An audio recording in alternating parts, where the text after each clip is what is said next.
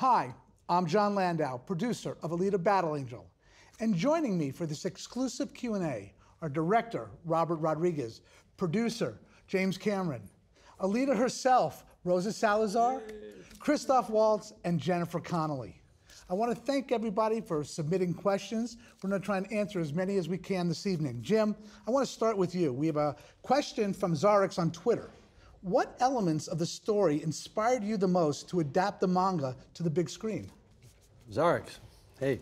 So I got to set the Wayback Machine for 20 years ago. My friend Guillermo del Toro turned me on to the manga series from the artist Yukito Kishiro, Japanese manga artist. And what I responded to was actually Alita's character. The world was great, and all the other characters were amazing as well, and a lot of kind of crazy cyborg bodies and that sort of thing. But my eldest daughter was 8 at the time, and I was learning how to see the world through the eyes of a young woman or a young girl who was, you know, fast approaching womanhood, and I thought, how great would it be to make a movie about that process? I'd already sort of done it a little bit with Titanic, but I thought, let's do it in the science fiction domain. And I also just love the action, frankly, but I really related to it through the eyes of Alita. And those big eyes have seen a lot in the past, and they see a lot across the course of Kishiro's books. And it just seemed like it was made in heaven for me to make that movie. So this question's for you, Rosa. From Camilla, who's actually seeing the movie tonight in Dallas. How does Alita's journey reflect what many young people experience in real life as they grow? Well, having gone through that journey myself, I know how challenging it can be, how arduous that journey is. Coming of age is extremely harrowing. And just to survive that, you are a hero. And I think that's what makes Alita a hero. She's not a superhero who's born with extraordinary qualities. She discovers these qualities by going inward, by taking that journey to get to know herself, and that is how she becomes empowered. So anyone who survives that journey, I think, can pat themselves on the back. You're a hero. And in the film, you have a father figure, and Christoph Waltz's character, Ito, and this question's for you. It's from Monica, who's seeing the movie tonight in Salt Lake City. Hello, Monica. Alita is very much like most teenagers in that she struggles to find her place in the world. As her surrogate father, how do you feel about the realization when she determines that she is destined to be a hunter-warrior? Well, fathers try to protect their daughters, especially their daughters. With sons, it's just trying to avoid the worst. But,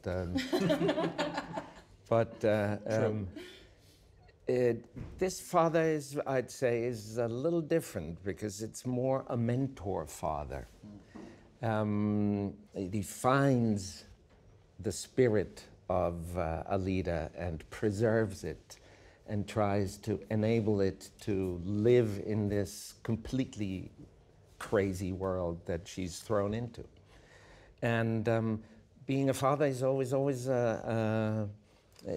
there's an element of guilt involved that you can't protect sufficiently. So I think that kind of but he circumscribes it. He resists her attempt to become herself as well, which is part of that complex psychology. Exactly. There's more than just the responsibility and the supervision. There is Sigmund Freud was very busy for many years about that issue. Right. So an attachment that you don't want to give up, that you don't want to release. A second chance at that attachment. That's the great thing about parenthood. You know, there's a point in that relationship where you have to be able to let them go. Yeah. You just never know when that point really is. So it's always like holding back as much as you can, and so you're convinced. It's an extremely hard thing. Ask your father. So there's Jennifer, you also have a maternal role in this movie, and this question comes from Edgar, who's seeing the film in Paris. First of all, He loves your whole career. I love your whole career. Thank you. Thank you. How- Thank you. Wow. How would I you like you more than your career. Oh, thanks. How would you describe the character of Shirin? Well, when you first encounter her in the movie, I think that she is aspirant. She aspires to be anywhere other than where she is, and she's very much in denial about where she is. I think it's a defense mechanism. I think that she has this maternal grief that she's buried so deeply, and so to escape the grief, she fantasizes if she escapes Iron City, she'll escape the grief somehow. So she's sort of put all of her hopes into transcending this place. And I think the amazing thing about the story is how many people Alita's story touches. She changes you. The ripple She changes you. effects of her dropping into that it's a ripple scrapyard effect. affects everyone she meets. It's like you said in your notes, when you gave me the notes, you said Alita's like a little pebble hurling through space, pinging everything along the way. It's her innocence, it's her purity, it's those big loving eyes that sort of melts these prejudices or icy hearts. She's innocent and naive, but she's not dumb. No, She's not weak. And speaking of being not weak, the next question for Rosa comes from Emily, who's seeing the film in London. Hi, Emily. What is Panzerkunst, and is it something you had to train for? Panzerkunst is from the original manga written by Yukito Kishiro. He created a zero-gravity fighting style. I can defy gravity now. Next question. No, wouldn't that be great? We did a combination of martial arts, sort of an amalgamation in order to achieve something close to Panzerkunst. We did some Muay Thai, some Eagle Claw, some staff work, which is my favorite, and a lot of kickboxing. Early on, Jim said, we don't want to get 2 kicks out of her, and then she's we got a long day, we're in the performance capture suit, and he's right, it takes a lot of endurance even to train day after day. So that's how we kind of put together a melange of martial arts to achieve something close to Panzerkunst, but we also had brilliant a stunt woman named Mickey Facinello.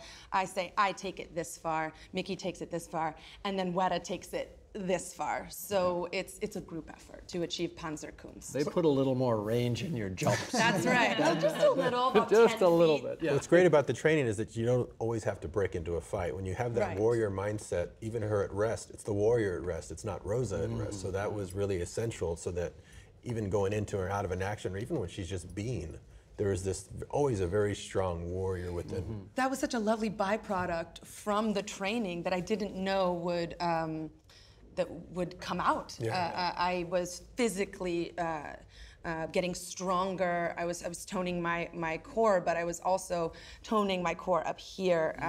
It takes a lot of determination to go in every day. Some days you go in and you feel the progress you're making, and it's very easy to be positive.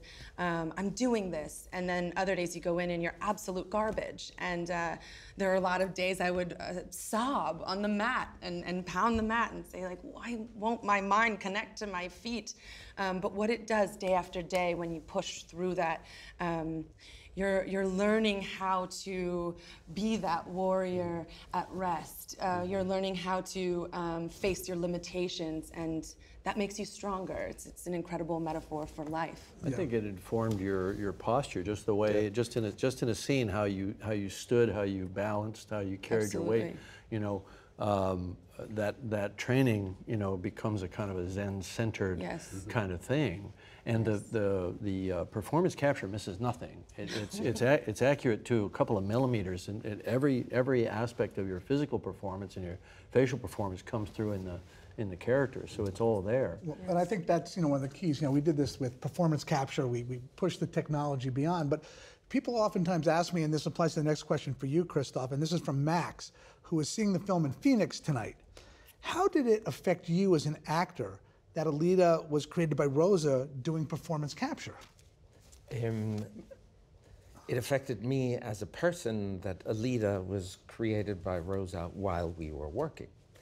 The performance capture is something that plays no role in this process whatsoever. Look, I always say that. I played a knight in armor. I didn't ask my partner whether it irritates him that I'm wearing a tin, you know. Right. When you ride on a horse with a hat, you know, that's a given. It's a pretty, let's say, difficult given to deal with. I had a bad accident with a horse once, but here are just two actors working together, doing what the story requires, and that's about it. Yeah. And Robert, you know, I know this was a movie where in the past you've done Sin City. There's a lot of green screen. We built a lot of practical sets on this. You know, why was that important to you on this movie to sort of change? I had to change completely how I make movies. To make something, and I wanted to learn that, how Jim does his movies. My movies tend to be really whimsical because I was a cartoonist. Jim was an illustrator. That's different. Cartoonist is very whimsical. An illustrator draws mechanical things that work.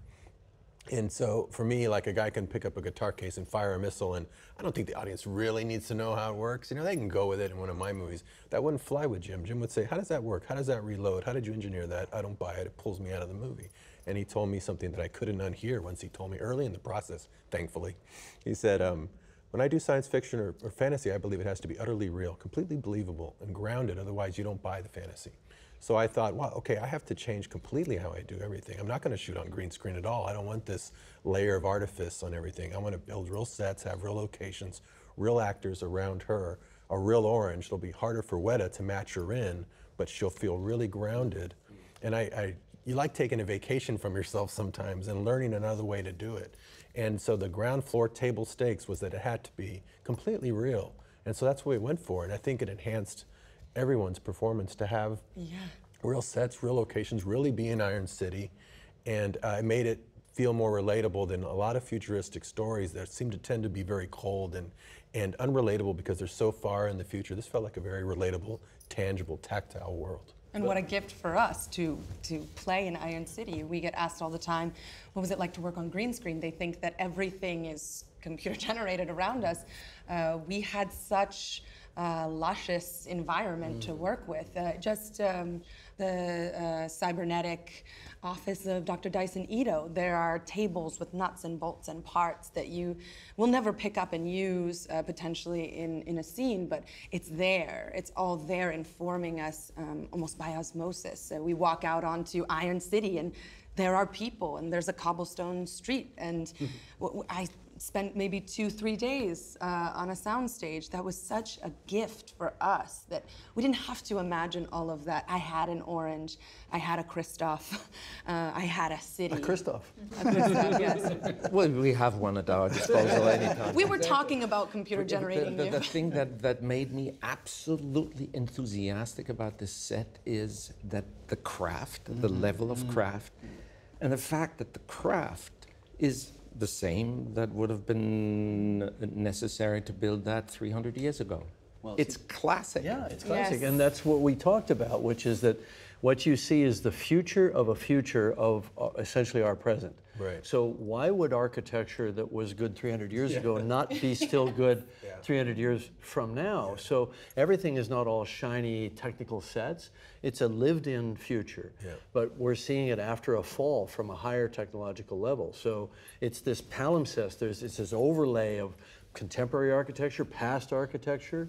And you know, we chose to set it in Latin America because there's a space elevator in the story, and you have to be on the equator. So it's somewhere in Panama, someplace. Fact It was a again. Science fact. Got to be at the equator. City, but it gave It's us physics. Great color Okay, palette. I didn't make up the rules. Hey, it gave us a great color There's palette. something else involved in physics. I really feel science fiction is the ideal domain to tell and think and look at our world. Yes, exactly. And It's a if mirror of us. Yep. It's us today. Sure. And therefore, it needs to be tangible, recognizable, perceivable, graspable for us today, not for some fictitious viewer 200 years from now. And Although just- we want them to see the movie too. We want them to see In the IMAX movie today. 5D, whatever we will have Go then. today. So Jennifer, your character has a role in Motorball, and this question comes from Luca in Italy. What can you tell us about Motorball? Because that's contrasting everything we've just been talking about. We're talking about real sets and this and that. That's true. And now we get this fantastical sport to see only on the big screen. What can you tell us about Motorball? Well, it's I think their biggest form of entertainment in Iron City, and it's this spectacular high-speed sport game. And Shirin builds competitors. She builds champions, and it sort of ties back to her sort of laser-focused dream of getting back to Zalem, because if she builds a winning champion, she's told that she can ascend. Yeah, it's just this kind of vicious, gnarly, exciting, fast-paced game with all different kinds of different kinds of competitors speeding around the track. I love that you're this super smart engineer, and you run these teams. You're like a businesswoman, and you're just large and in charge of this high tech situation. I mean, there's these interesting female sort of prototypes in this movie. And that's one thing that I think that you are so rightly celebrated for, are the roles that you've created for women and the opportunities you've given women, these sort of iconic women characters in cinema. Thank you. And I think you've done that again here. You all have everyone involved in making And the film. no better time to do it. No better. Well, every time is a great time to do it, and now. Yeah, I think there's timeliness, in the sense of female empowerment about this film, and people seem to be leaning into that and embracing it, which is good. Yeah, I mean, it's one of the things that I really loved about it when I read the script. I really loved as a woman, but also as a mother of a little girl who's 7 now. Right.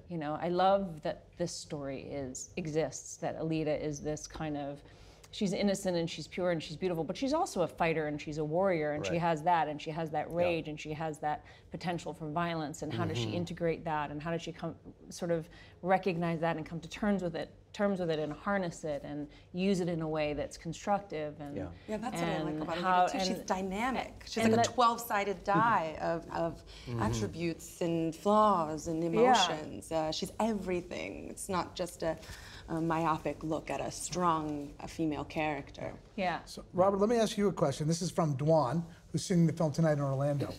You and James Cameron are considered unique storytellers. How would you characterize your collaboration on this? It was, Jim called it when it was first announced we were going to work on this, and it's because it helped that we've actually known each other a long time. He said, it's going to be like we're making a go-kart together, and it really was that fun. We were making something, it's a really fast go-kart, but something that we both really wanted to see, and it was going to be challenging, but it helped that I had been friends with him, because I had visited him on a lot of his sets. I saw him doing Avatar. I remember seeing him doing Avatar and doing the performance capture, and he's very much a great mentor and teacher. He teaches you how it works, and he showed me the artwork, saying, maybe in 3 years when this comes out, it'll be that photoreal. I don't know. I thought, how can you shoot blind like that? That's amazing. Gotta leap off the cliff. How can you leap like that? And then, of course, now I've done it. So, but having seen him do that, it helped me know that you have to take a leap of faith. You don't know what it's going to look like. You just got to rely on your script. The story has to be right. We worked a long time getting that right. And then you just hope, the dice falls the right way, and that the technology is able to be built in time before it comes out. And so that whole process, and at the end of the day, for him to call me and say that he thinks it's a stunning film and that it works, is just so gratifying, because it's not like a regular job. You're actually working with your friend. You don't want to let your friend down first and foremost, but then that friend is Jim Cameron. You don't want to let Jim Cameron down. And he knew what that feeling was like, and he mentored me the way that he would want to have a partner. But you've sort of defined that about yourself. I mean, I think when you first burst on the scene, everybody thought you were this rebel iconoclast, difficult character, and you're not at all. You're really an amazing collaborator, and you collaborated with Quentin, you collaborated with Frank Miller, Right. and you celebrate your collaborations. And so, and I knew you well enough that going into this, I thought, you know, I have to honor you and respect you and give you the space to go make the movie. And I think the sort of verbal contract was, we're gonna work on this together in pre, you know, we'll go through the script. You know, Robert took the script from me, he carved it down. I knew by what you cut and what you kept that you got the film, and that I was really gonna have relatively little to do. Coming back to you, Rosa, and this is from James Stringer via Facebook. Hello. In a decade of strong female characters in movies, how did you try to make Alita stand out? Well, first of all, when I got the role, I felt like I had been inducted into some kind of film honor society. The two of you have been creating this, as Jennifer said, have been creating these female characters for decades, and we appreciate it. Alita's unique just in who she is. And Yukito Kishiro wrote Alita that way as well. How did I try to make her different? I wasn't really focused on trying to make her different. I was focused on making sure that I was capturing that, that timeline, that chronological order sort of a woman's metamorphosis. I think that in itself is different. We don't always get to see that transition play out on screen. So even in the way that she's written, even in the way that she was transposed from book to this medium, she is unique just in the way that she is and who she is. But you created the arc flawlessly. I mean, the two of thank you you. created the arc flawlessly, because she's very wide-eyed and innocent and curious and excited, and she seems so much younger at the beginning, and she goes through a physical transformation as well as her body adapts to her subconscious And I self-image. went back to that journey. I also felt a fair amount of catharsis going back to that journey. It was easy for me to match that up with my own journey from girlhood to womanhood. So that was really the theme for me, was to make sure it resembled that as much as possible. It's such a heart-forward character to be such a warrior. That she's so much about her heart. And you know, for me, but the takeaway from this movie and why it feels so timely is that everyone else in that town just thinks that place is terrible. They all want to leave. And you can look at the world with those eyes, but they all then see it through her eyes, which because of the amnesia, she's wide-eyed, innocent, sees everything with such beauty that it just takes one person to decide that we can create change in this world by the way we see the world. We can see this place as being a terrible world right now, or you can see it as I can inspire something more, starting with myself, and then branch out. And the one who created the world, Yukito Kishiro, this question is from RGD Testa via Instagram. What was Kishiro's role involved in the production? Well, you had met him early on about it, and then we would send him updates throughout. You did it even before I came on. You all would always update him on the latest script and the latest art. And then I think you flew out there and showed him the art when we were ready to shoot. Right. We brought him to the set, and he was blown away getting to see the set, meeting you, right? What did he say when he met you? Alita. Yeah, I threw my arms around his neck. I said, hello, and he went, Alita. And I've seen that look before. When Frank Miller saw his world come into life, you know, when you're a cartoonist, you know, or a graphic novelist, you're sitting there drawing, you never expect these things to pop out and talk to you. Right. So he's there seeing his world come to life, and in such an authentic way. And he was blown away, and seeing his lead character run up to him and embrace him. It's very surreal, and he's seen the movie since, and was very surprised how much heart there was in it, and what it inspired in us as artists, what we saw in his work and went with and ran with. And that's the greatest feedback. I think one of the key steps in the whole process in the relationship with Kishiro was, Jim, before we actually closed the deal with the rights, you flew over to Tokyo and met with him and made a commitment to him, really. Well, it's interesting. I hadn't written anything yet. Really loved the character, loved the world. And I said to him, yeah, I really see her as a kind of a Joan of Arc. She's gonna lead people against oppression. He said, Alita's not a leader. She's a Ronin. She's a solo warrior. I went, oh crap, I guess I missed that. But I took it to heart, right? Yeah. And that's the story that we tell. She always is best on her own, I think. Not that she isn't connected to everybody around her, but she's not afraid to be on her own. And she'll stand up against the biggest guy in town. And of course, one of the villains is what, 8 or 9 feet tall, Yeah. you know, and she just is not cowed by this guy at all. And, you know, we love that about her, right? Yes. About that sense of confidence and centeredness. But she's kind of a solo act. She doesn't ask permission to do anything. That's right. So now I'm going to get to Unfortunately, probably, which is part of your conflict, right? I'm going to get to what's probably the hardest question. This will be our last question before we wrap things up. And it's a hard question because it comes from Twitter, and they're asking for just one word that describes the film. So I'm going to start with you, Rosa. What one word would you use to describe the film?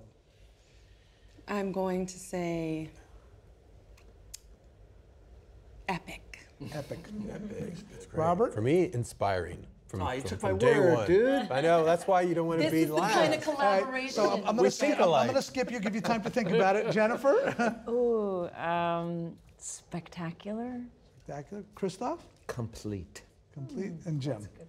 Yeah, I think that's good. Dynamic. Dynamic. All right. John? Yeah, No. you don't get off. I think John would say Dan- done. No, Out in theaters. Yeah. rewarding. Rewarding. Rewarding. Very nice. So it's been a rewarding experience for me to work with all of Wait a you minute, on before this. you close, I just want to give you a shout out because we've been talking about Yeah. the whole Talk about director, artist thing. You really have carried this film on your shoulders for the last year through the effects process and all that. And just want to give you a shout out. Yeah. 'Cause Thank this you was very a- much. Because when This you was a couldn't be on multiple. the set, he was speaking for you, and it was like having you there. You know, having my own Terminator with me on the set. So, and through post and through everything. And at So every turn the you greatest teach me producers changed what my mind producing with is producing. all Thank you very about. much. We're going to move on. No. Yeah. So, thank you all for the commitment for this movie, for being here today and being with us. And thank you for the audience for coming tonight to see this special screening. Thank you very much. Enjoy.